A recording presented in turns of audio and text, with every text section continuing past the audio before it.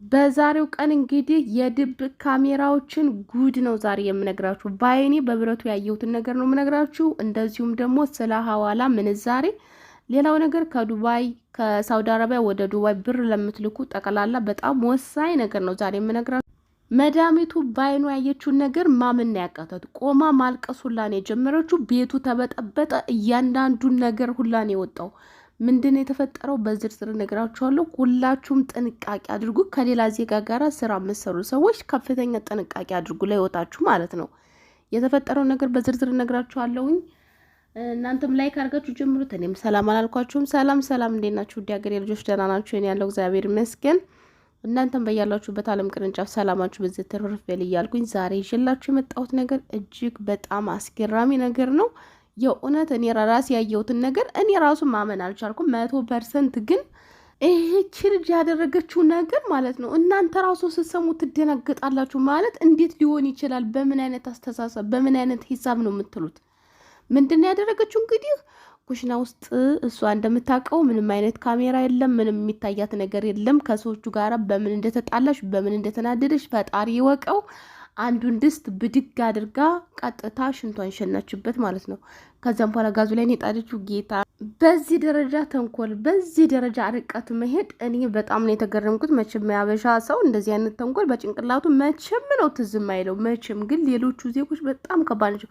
ከዚህ ቤት ራሱ የአብረሽ የቄራው የሆነ ቪዲዮ ሲሰራ እሱ ቪዲዮ ላይ ራሱ ምንድን ነው ያየሁት? ጓደኛዋ ወደ ውጭ ስትወጣ ማለት ነው ወደ ውጭ ስትወጣ ቪዲዮ እየቀረጸች ነበር። እየቀረጸች እንደሆነ ያችኛው አታውቅም። ልክ ዘወር ስትልላት ተመሳሳይ ነገር ነው ያደረገችው ጁስ ውስጥ ማለት ነው። ልጅቷ ግን በካሜራ ሁሉንም ነገር አየች። ይሄ ቪዲዮ በጣም ብዙ ቪዲዮ ነው እዚህ ቻናል ላይ የተለቀቀው። በአጠቃላይ በድብቅ ካሜራዎች የተቀረጹ ነገሮች ናቸው የተለቀቁት።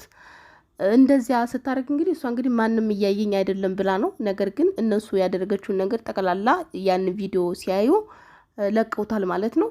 ሌላው ነገር ደግሞ አንዲቱም እንደዚሁ ብድግ ብላ ወደ ኩሽና ገብታ ማንም የለም ማንም እያየኝ አይደለም ብላ ማንቆርቆሪያ እስከ ማንቆርቆሪያው አንስታ ውሃ እየጠጣች፣ የሷ እንኳን ችግር የለውም እኔን ያህል ከባድ ነገር አይመስለኝም። ግን ቢሆንም በእነሱ ከባድ ነው፣ በእነሱ ነው። ግን እኛ ብዙ ነገር እናደርጋለን አይደለም በማንቆርቆሪያ። እና ፕሊስ ተጠንቀቁ። እውነት የድብቅ ካሜራ ነገር እኔ ራሱ አሁን እንደዚህ በማወራበት ሰዓት ራሱ ስንት ካሜራ እንደተቀመጠ ጣራጣራውን እያየሁ ነው የማወራችሁ። እና ከፍተኛ ጥንቃቄ አድርጉ ፕሊስ በድብቅ ካሜራዎች ዙሪያ። ከምንም በላይ ደግሞ አንዳንድ ጊዜ እርቃናችሁን የምትሆኑ ሰው የለም ብላችሁ ማንም የለም ብላችሁ ክፍላችሁ ገብታችሁ እርቃናችሁን ልብስ የምትለብሱ ሽንት ቤት ራሱ ሊኖር ይችላል አይደለም ክፍላችሁ ውስጥ። እና ጥንቃቄ አድርጉ፣ ጥንቃቄ አድርጉ፣ ከፍተኛ ጥንቃቄ።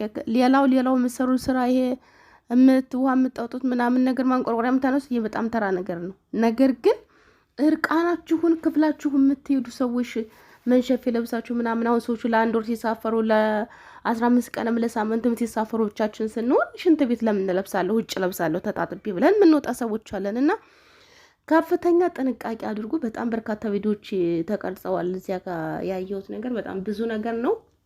አብረሽ ራሱ ከዚህ በፊት እንዳቀረበው አንዲት እህታችን ኢትዮጵያዊት ናት። እሷ ሽንት ቤት ውስጥ ታጥባ ምናምን ገለዋን ስትለብስ ራቆቷን ሆና ሴትዮዋ ቀርጻት ቪዲዮውን ሸጣው።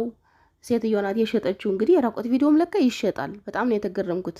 ያንን ቪዲዮ ሸጣው ልጅቷ ሀገር ከገባች በኋላ ህይወቷ ምስቅልቅል እንዳለ ነበር ሲያወራ የነበረው ማለት ነው። እንደውም በጣም ብዙ ሰው ነው ያያንን ቪዲዮ።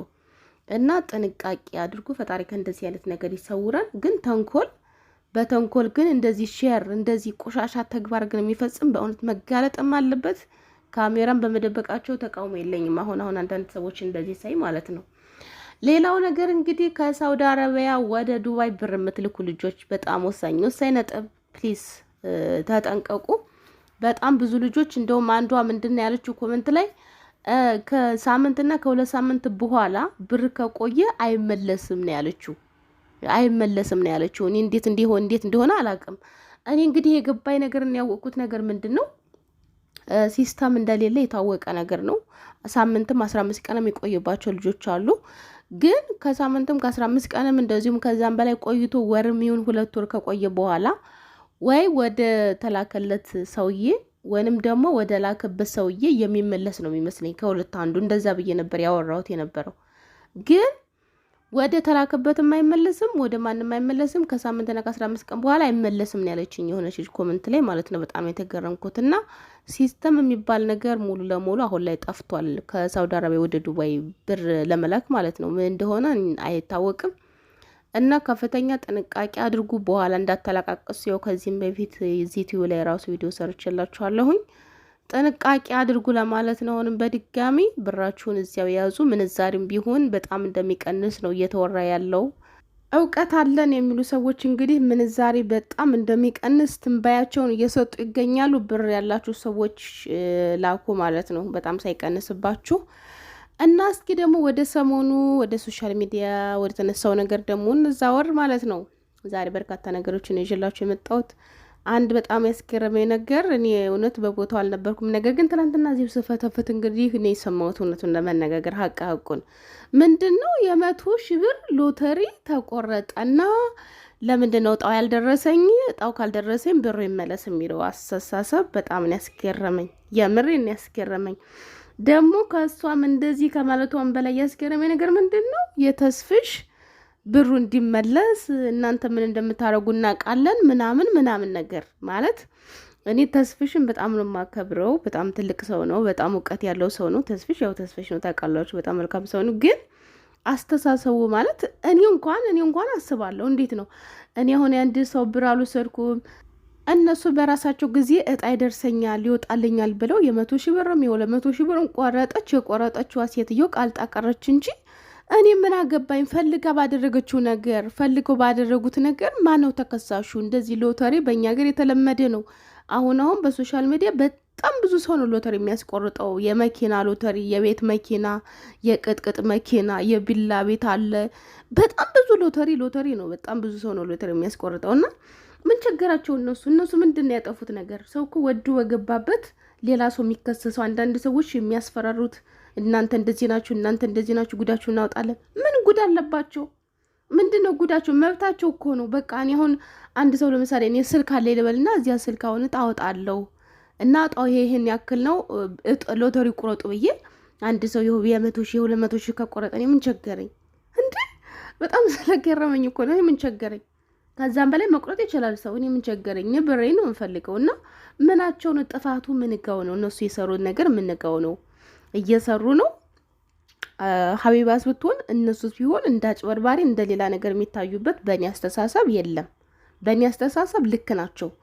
ከሰው ኪስ ብር አልወሰዱም። ከሰው ኪስ ብር አውጥተው አልወሰዱም። ለምንድን ነው የሚጠየቁት?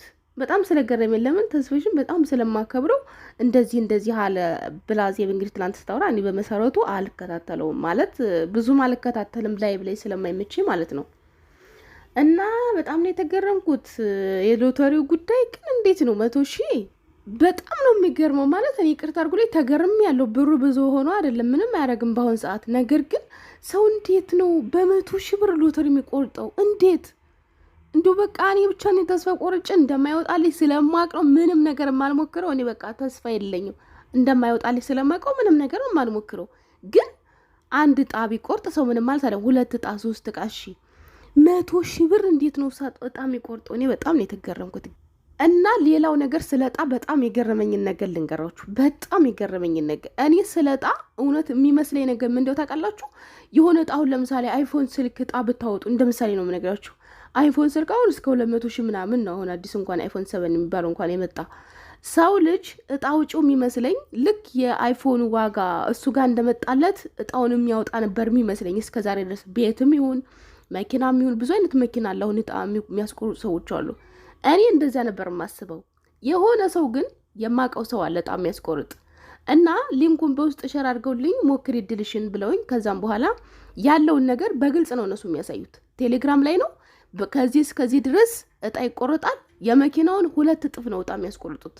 ያ ሁሉ ካልተቆረጠ እጣው አይወጣም። በጣም የገረመኝ ነገር ነው የምነግራቸው። እስከዛሬ ሰው አሉ እዚህ ቲክቶክ ላይ አሁን በቃ ሽልማት እንሸልማለን እንደዚህ ምናምን ሲሉ እንዴት ነው ቆይ ሰው በዚህ ደረጃ የሚሰሩት ስራ ይሄን ያህል ይሆንላቸዋል ወይ?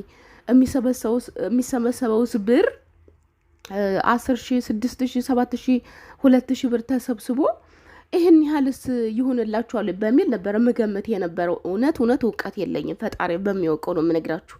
ይሄ ቴሌግራም ላይ ያለውን ነገር በተግባር እስከማየው ድረስ ምንም እውቀት የለኝም ነበረ።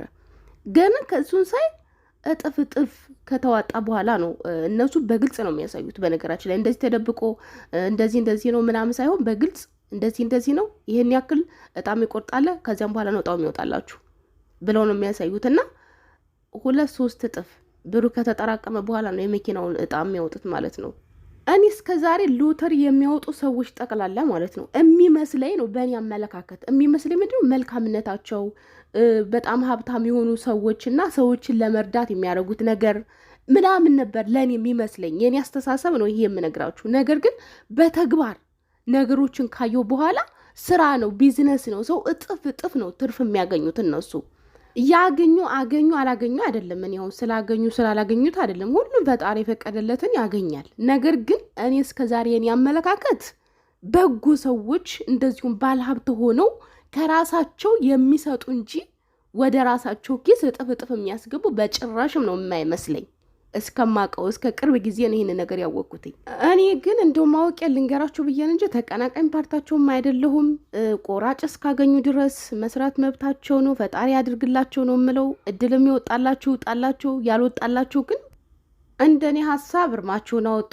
እናንተ ፈቅዳችሁ ወዳችሁ ባረጋችሁት ነገር ተመልሳችሁ አታልቅሱ። እንደው አፋችሁን አታጥፉት። እውነት አፍ ማጥፋት ነው እንጂ አሁን ይሄ በእውነት እብደት ነው። ጤነኛ ሰው የለም። ግን ለነገሩ በዚህ ሰዓት ጤነኛ ሰው ቢኖር ነው የሚገርመኝ። ጤነኛ ሰው ሲጀመር ጤነኛ ናቸው ያልኳቸው በሙሉ ከስንት ጊዜ በኋላ የሆነ ጋንጮር ላያቸው ላይ እንዳለ ነው የሚሰማኝ። የሆነ ጋንጮር እውነቴን ጤነኛ ናቸው ብዬ ተከተልኳቸው ብዙ ሰዎች አሉ፣ መጨረሻ ላይ ጋንጮር። ለማንኛውም እውነት ለመነጋገር በጣም አስገራሚ ነገር ነው የሆነ እየተካሄደ ያለው ነገር። ምንም አዲስ ነገር የለም፣ ከፀሐይ በታች ይባላል እንጂ በየቀኑ እንኳን አዲስ ነገር እየተፈጠረ እያየን ነው። እንደው መቼም ጆሮችን አይሞላም፣ ብዙ እንሰማለን፣ ብዙ ነገር ይካሄዳል። ኧረ እግዚኦ! አንዱ አጀንዳ 5 ሳምንት አይፈጅም፣ ግን ሳምንት ሳይፈጅ ይቀየርና ሌላ አጀንዳ ይመጣል። ያኛውም ሳምንት አይቆይም፣ ሌላ አጀንዳ።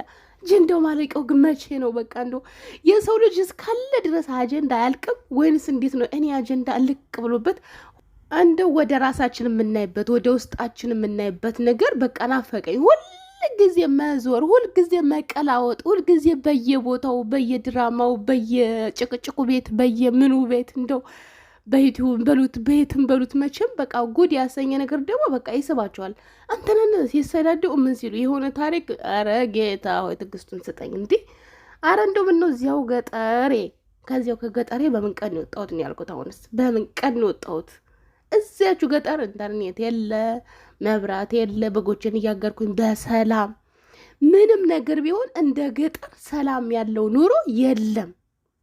እኔ አሁን ላይ በእውነት ምን አለ እንደ ገጠር ደስ የሚል ነገር፣ ደግነታቸው፣ የዋህነታቸው፣ አብሮነታቸው፣ ማህበራዊ ኑሮ ምኑ እኔ ቅብጥ ያልኩት እኮ ከገጠር የወጣው ቀን ነው። የቀበጥኩት የዚያን ቀን እኮ ነው። አዲስ አበባ ካልኩልኩ ብዬ እኮ የኦንላይን ጊዜ ነው የዚያን ቀን የቀበጥኩት። ህይወቴን ያበላሸሁት የዚያን ቀን ነው። ያችን ቀን ረግማታለሁ ሁሌም ቢሆን። ጌታ ሆይ ለማንኛውም የእነዚህ ሰዎች አጀንዳ ግን እጅግ በጣም አስገራሚ ነው።